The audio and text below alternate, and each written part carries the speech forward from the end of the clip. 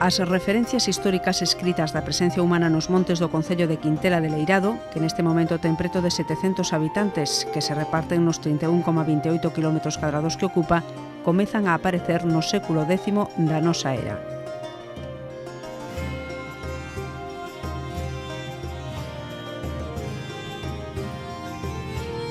Dividido en 5 parroquias que son Mociños, Leirado, Quintela, Redemuíños e Xacebáns, multiplica a súa poboación coa chegada do verán e o retorno dos emigrantes á súa terra, repartidos nas 30 entidades de poboación.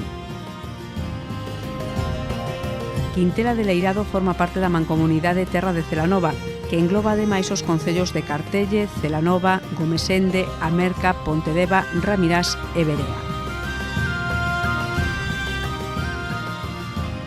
Terra de Celanova é unha unidade xeográfica que se corresponde coa conca do río Arnoia.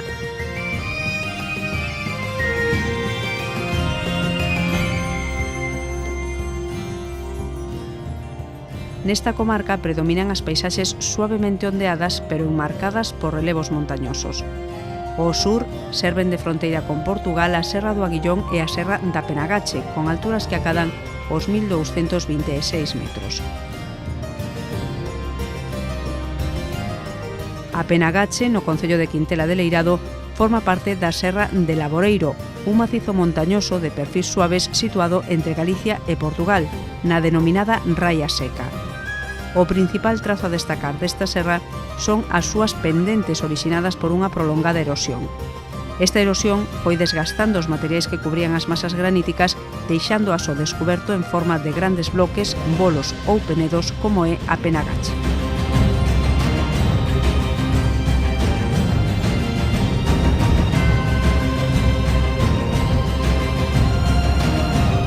O Alto do Laboreiro estivo habitado dende a prehistoria. Nesta zona rexístrase unha ampla densidade de monumentos funerarios chamados mámoas ou localmente motas. En conxunto forman unha gran necrópole que acada a cifra de 130 túmulos que na súa maioría permanecen tapados debido á falta dun proxecto común entre ambos os dous lados da raia.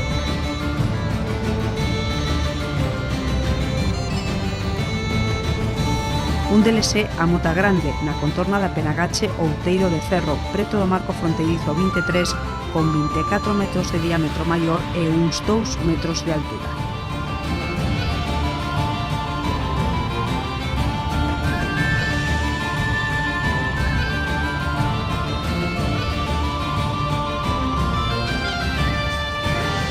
En Xacebáns localizouse recentemente unha ara, un altar da época romana que foi depositada no Museo Arqueolóxico Provincial de Ourense.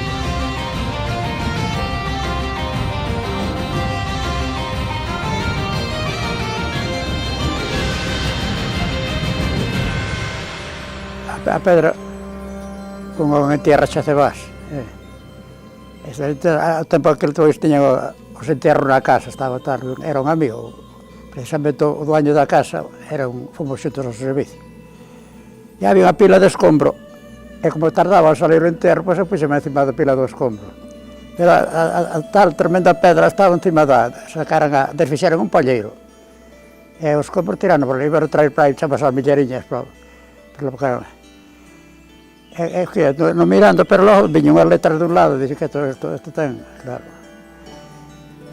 Entón, despois, de ali os días, vin o José este, e dixo, a pedra aquela, iso queres doucha?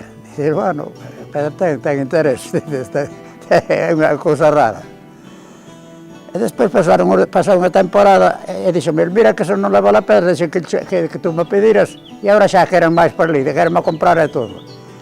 Entón, meteu-no nunha cuadra. Eu teño o trator, ese foi unha laca co trator, pero despois para cargar, tengo que buscar ali, porque ao cabo non é moi grande, pero pesa.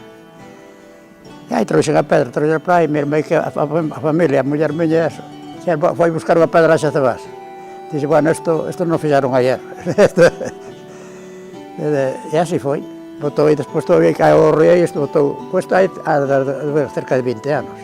Pero se eu pensei ao tempo, dicen, esta acabará no Museo Provincial. E así foi.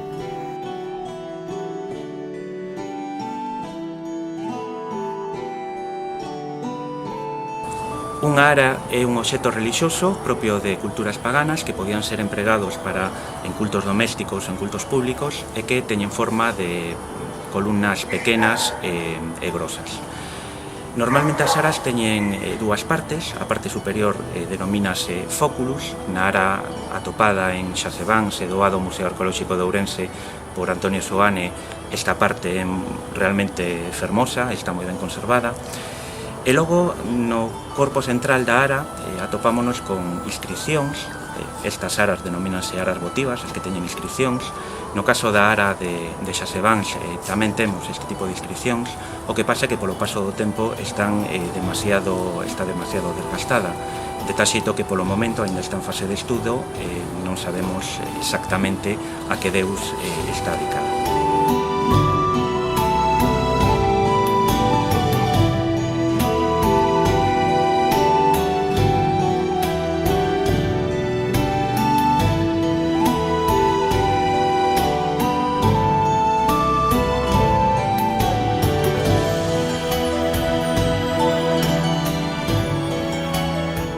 Como dicíamos, as primeiras referencias históricas de presenza humana, da que se ten constancia en arquivos do medievo, datan do ano 986 nunhas terras que non entenderon de fronteiras ata que Portugal se independizou de España e se comezou a trazar a división entre os dous lados. Fortificáronse as comarcas fronteirizas con castelos como os de Castro Laboreiro en Portugal ou o Alcázar de Milmanda nas terras de Celanova.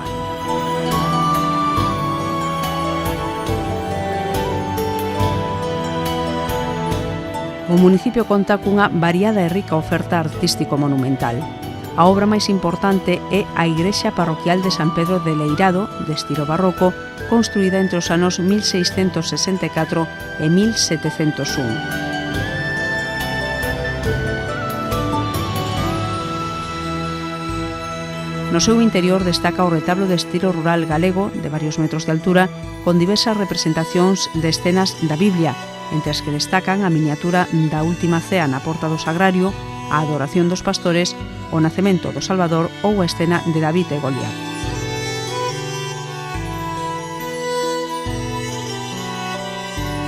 Tamén merece a pena visitar a Capela da Virxe dos Remedios en Leirado, modelo de igrexa rural con valiosísimo retablo presidido pola imaxe da Nosa Señora dos Remedios.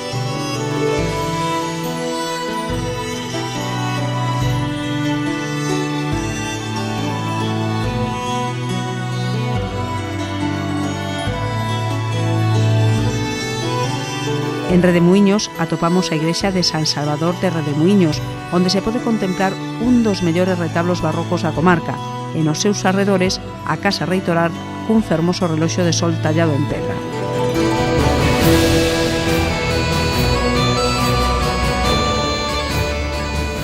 Non hai que esquecer o Facho, onde podemos ver unha torre cun reloxo artesanal doado polos emigrantes.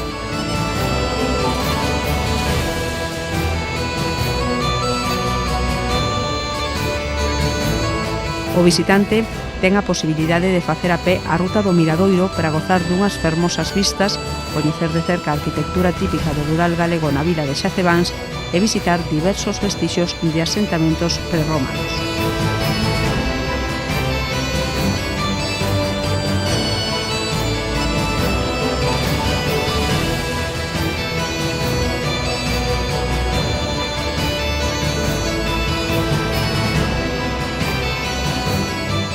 Amadeo Rodríguez Alonso, presidente da Comunidade de Montes de Xacebáns e Redortoiro, é o responsable neste momento da reforestación que comezou xa hai uns 28 anos.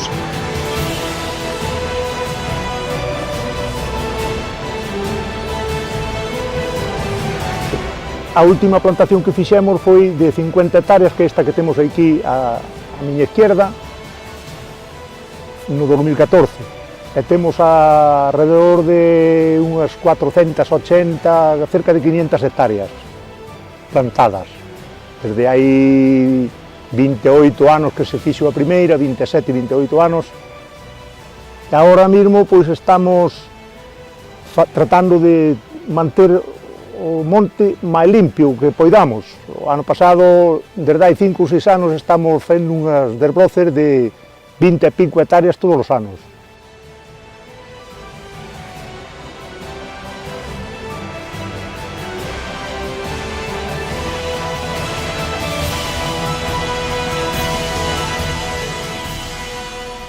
Esta trata sobre todo de manter limpo o monte e así evitar os incendios forestais que tamén chegaron ata aquí. Con esta finalidade procédese periódicamente ao desbroce dos montes e á limpeza das pistas, fundamental para manter afastado o lume da serra.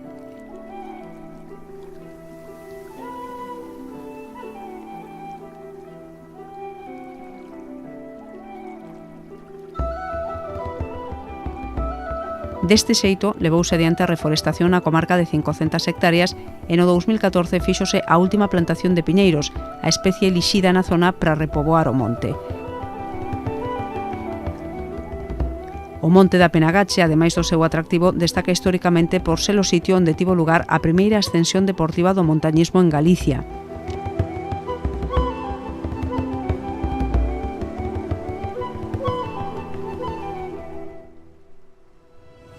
Con pistas que cruzan os altiplanos da serra, formada por xesteiras, piorneiras, codeseiras, toxeiras, carqueixas, uces e pasteiros de gramíneas e cuxos pastos serven de alimento a explotacións gandeiras de vacas cachenas e cabalos.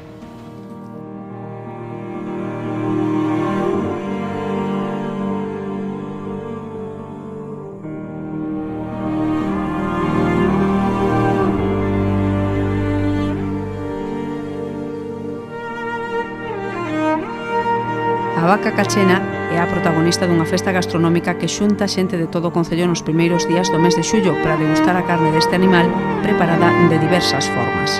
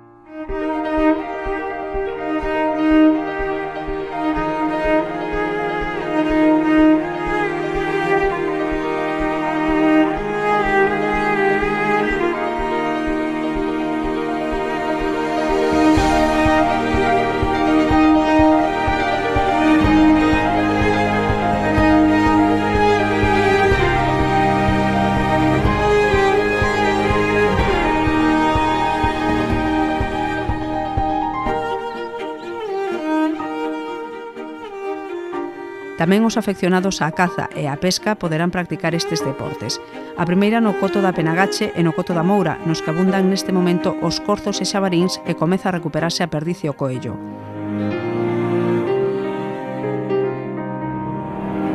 Tamén na Serra da Penagache nace o río Deva, que rega as terras de Verea, Quintela de Leirado, Gomesende e Pontedeva. O río Deva nace no concello de Verea, na parroquia de Vangueses, e trátase dun curso de auga de 21 km moi troiteiro que ademais foi onde a hidroeléctrica San Miguel levantou o primeiro encoro da zona, o que permitiu a chegada da luz eléctrica a todas as aldeas do concello nos anos 50. Neste momento existe ademais unha ruta dos muiños que pode ser visitada por calquera que queira gozar dunha xornada de paseo e paisaxes relaxantes.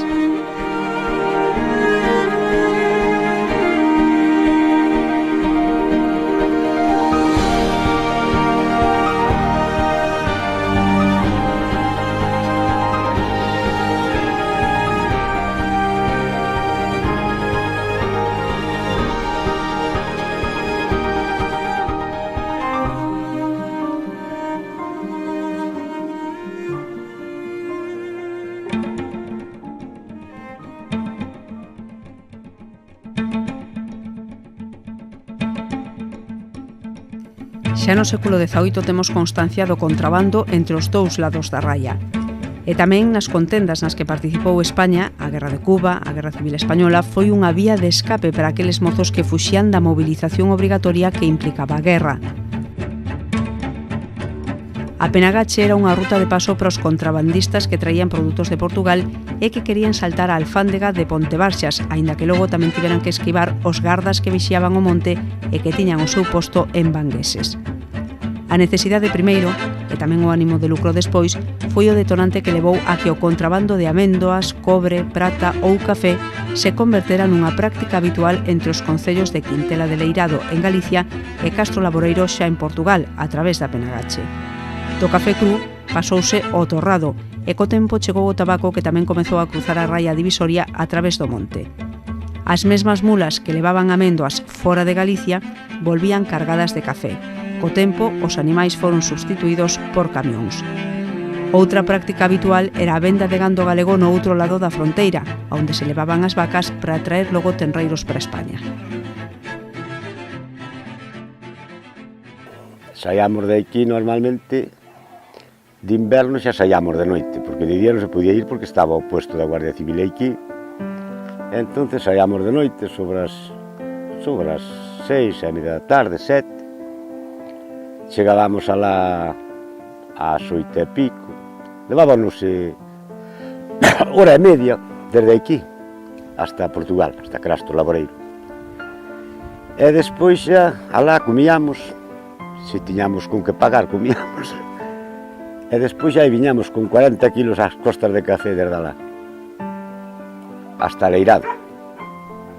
Levábamos 2 horas e media, ás veces 3. A chover, ás veces chover, mollábaste como un sapo mollado de todo e despois ás veces non había roupa para cambiarse, porque a roupa non é como agora que hai pantalóns cantos inteiro, ao tempo tiñas 1 ou 2 pantalóns e ala acababas a historia. E despois xa o medo dos guardias, viñan os guardias, saían os guardias, empezaban os tiros, había que tirar co saco do café a escapar, perdías todo. Outras veces era dunha cantidade de lobos. A bautizada como a Revolución dos Carabeis en Portugal, o 25 de abril de 1974, suporía un retorno masivo do gando para Galicia. De feito, chegaban ata Azureira, vila pegada á fronteira, e ali quedaba ata que podían pasar o gando a este lado.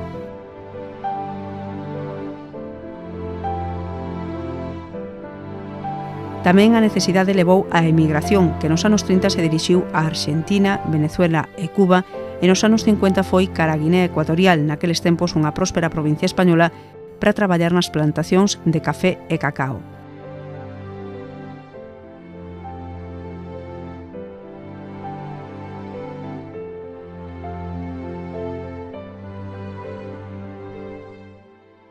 A estos uniríanse, nos anos 60, diversos países de Europa como Suíza, Francia ou Alemaña.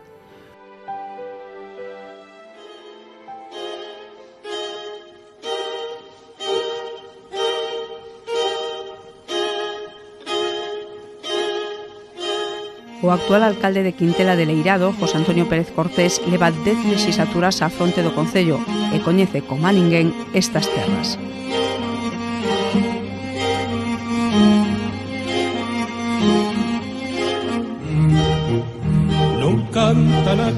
Cheguei á alcaldía cunha ilusión de transformar a situación do concello na que se encontraba naquele momento e a base de esforzo, traballo xunto cos concejales conseguimos situar o Ayuntamiento de Quintela de Leirado no puesto que se merece, creando infraestructuras de carreteras, alcantarillados, abastecimiento de aguas, alumbrado público, temos un servicio de transporte público municipal para a nosa xente, para que se desplace hasta a capitalidade do concello a solucionar os problemas como médico, farmacia, concello, entidades bancarias, supermercados, etc.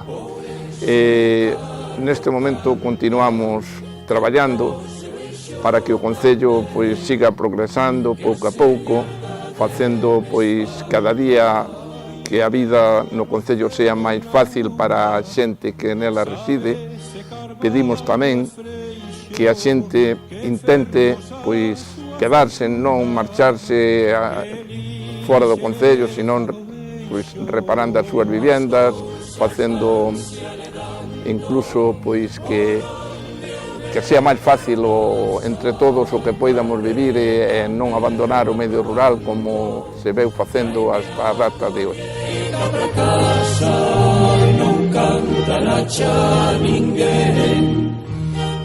Así concluímos esta breve visita ás terras de Quintela de Leirado, convidándoos a coñecelas e gozar das súas paisaxes, historia, gastronomía e festas.